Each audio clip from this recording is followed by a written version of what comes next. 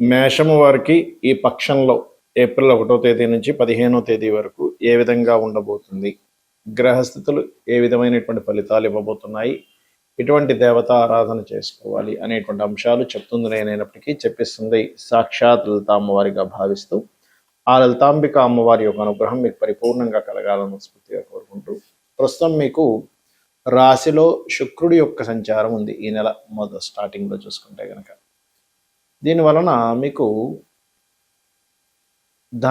ధనాధిపతి రాశిలో ఉన్నందుకు ధనపరమైనటువంటి విషయంలో కాస్త రకరకాల మార్గాల ద్వారా ధనం వస్తుంది. కానీ ఈ రాశిలో ఉండే నాదుడు ఎవరైతే ఉన్నారో ఈ యొక్క కుజుడు 12వ స్థానంలో ఉన్నందుకు కాస్త ఫైనాన్షియల్ మ్యాటర్స్ మూలంగా కొంత ఇబ్బంది వస్తుంది. అదేవిధంగా వద్దన్నా సరే కొన్ని పార్ట్నర్షిప్స్ అనుకోండి, వివాహ సంబంధించిన విషయాలు అనుకోండి, వాళ్ళంతటా వాళ్ళగా మిమ్మల్ని అడిగి ఇది చూడండి ఎలాగైనా మనం ఈ సంబంధం కలుపుకుందాం అని అడగడం కూడా జరుగుతూ ఉంటుంది.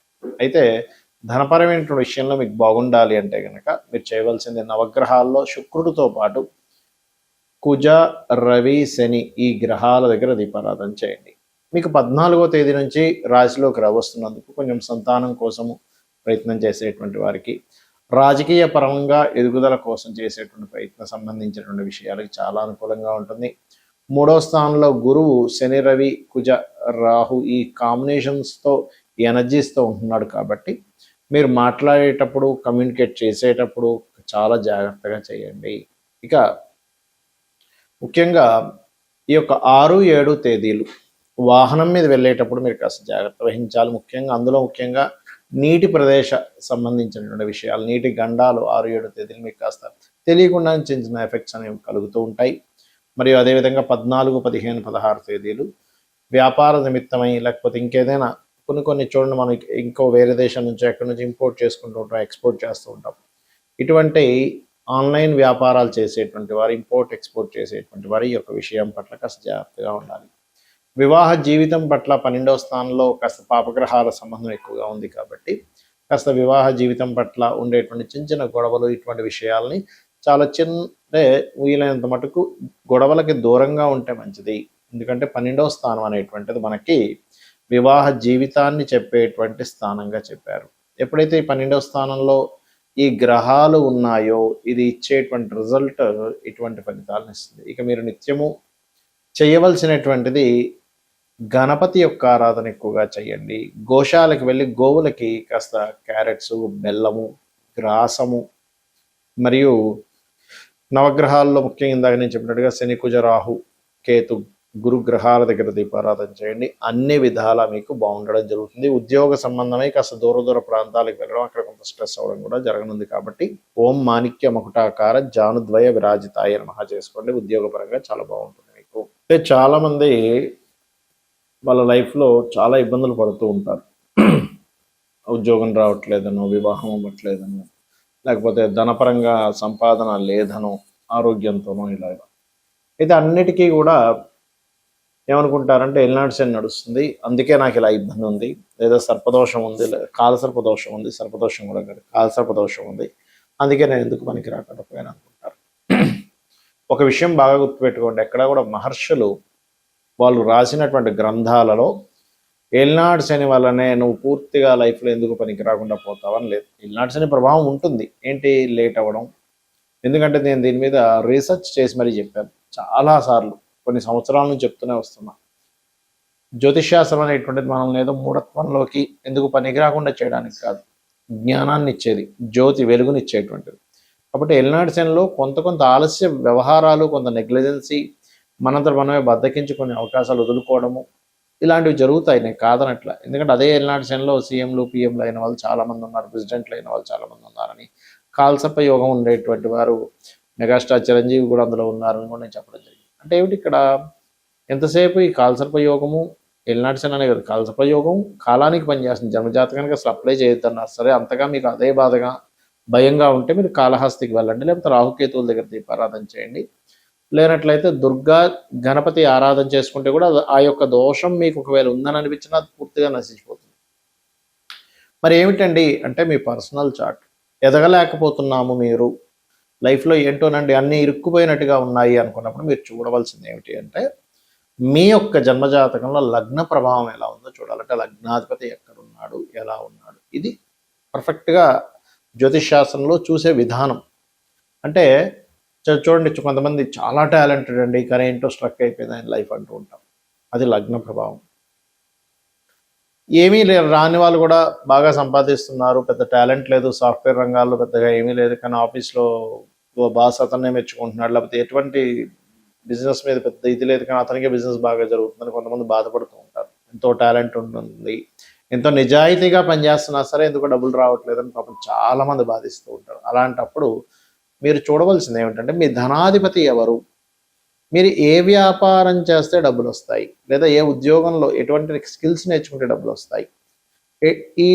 ఇప్పుడు మాత్రమే కేవలం కొంత తాత్కాలికంగా కొంతవరకు ధనం రాకుండా ఉండే ఇవి నడుస్తుంటాయి.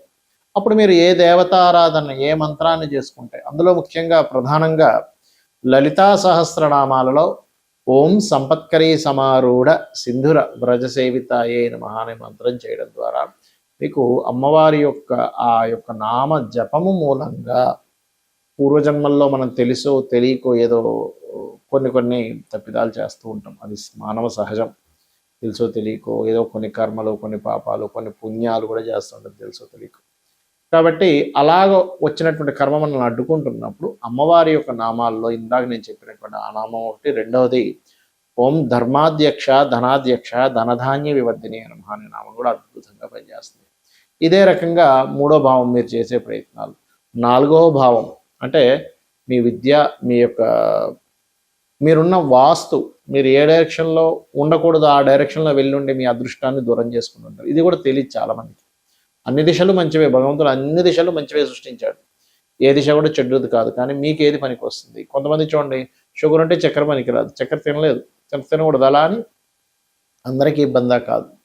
అదేవిధంగా కొంతమందికి ఒక సైజు చొక్కాన ఒక సైజు చెప్పు మీకు కరుస్తుంటుంది, అది అలా అని చెప్పు దోషం కాదు, మీకు టైట్ అయిపోయింది, ఇంకొక వ్యక్తికి అదే చెప్పు బాగుంటుంది కూడా. ఆ రకంగా ఏంటంటే మనకి ఏ డైరెక్షన్ పనిచేస్తుంది.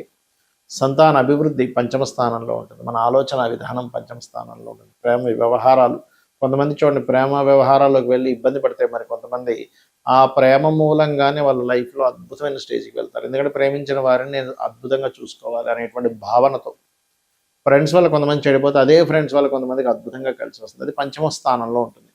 రుణము, రోగము, శత్రుత్వాలు ఎందుకు ఏర్పడుతున్నాయి, మనం ఎవరికి రుణపడి ఉన్నాం, ఎవరి ద్వారా శత్రుత్వాలు పొందుతున్నాం, దాని నుంచి మనం ఎలా దూరంగా ఉండాలి, ఏ నామాన్ని చేసుకోవాలి, ఆరో స్థానంలో ఉండే గ్రహాలను బట్టి, ఆరో స్థానంలో ఉండే గ్రహాలకు సంబంధించినటువంటి దాన ధర్మాలు, ఆరోగ్య స్థానంలో ఉండే గ్రహాలకు సంబంధించినటువంటి దీపారాధన చేయడం అనేటువంటి మంచి ఫలితాలు వస్తుంది. అదేవిధంగా మనిషి యొక్క లైఫ్లో మోస్ట్ ఇంపార్టెంట్ పాయింట్ సప్తమ స్థానము. ఇది వివాహ జీవిత భాగస్వామిని చెప్తుంది. ఎలాంటి వ్యక్తి వస్తారు, మీ కర్మలో ఎవరున్నారు, దాన్ని మీరు యాక్సెప్ట్ చేయాలి. అంతేగాని అలా అని మ్యారేజ్ మ్యాచింగ్ ఎందుకు చూస్తున్నామంటే అనిపించవచ్చు ఇక్కడ మీకు. ఎందుకంటే నాకు కూడా ఒకప్పుడు ఇలాంటి సందేహాలు వచ్చాయి. అదేంటంటే వివాహం అనేటువంటిది ఒక ఫ్రీ వీల్, ప్రతి మనిషికి 3 నుంచి 5 సార్లు వస్తుంది. ఈ మంచి సమయంలో నువ్వు ఎప్పుడు చేసుకుంటావో ఎంచుకొని చేసుకోవడం ముఖ్యం. అంతేగాని సర్లే ఎలా ఉంటే అలా ఉంది అని మనం అన్నిట్లో అనుకోవట్లేదు. ఎలా అయితే అలా సాగుతుందని ఎందుకు అనుకోవట్లేదు. ఏది పడితే అది ఎందుకు తినట్లేదు. అన్నం తినేటప్పుడు కూడా అందులో రాళ్ళు ఉన్నాయో లేవో చూసుకొని అంటున్నాం. రాళ్ళతో ఏదంటే తినేస్తున్నామండి అనట్లేదు. ఎందుకు అంటే మనకి భగవంతుడు ఒక ఫ్రీ వీల్ కూడా ఇచ్చాడంటే మన చేతిలో కొంత ఉంచి కర్మ సిద్ధాంతం, కర్మపరంగా మనకు కొంత జరుగుతూ ఉంటుంది.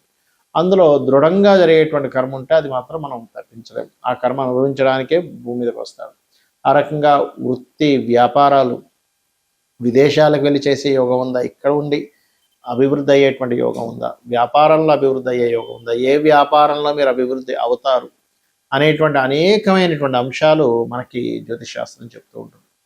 అయితే ఇవన్నీ ఒక ఎత్తు అయితే మనకి కొంతమందికి జాతకం రాసి ఉండదు.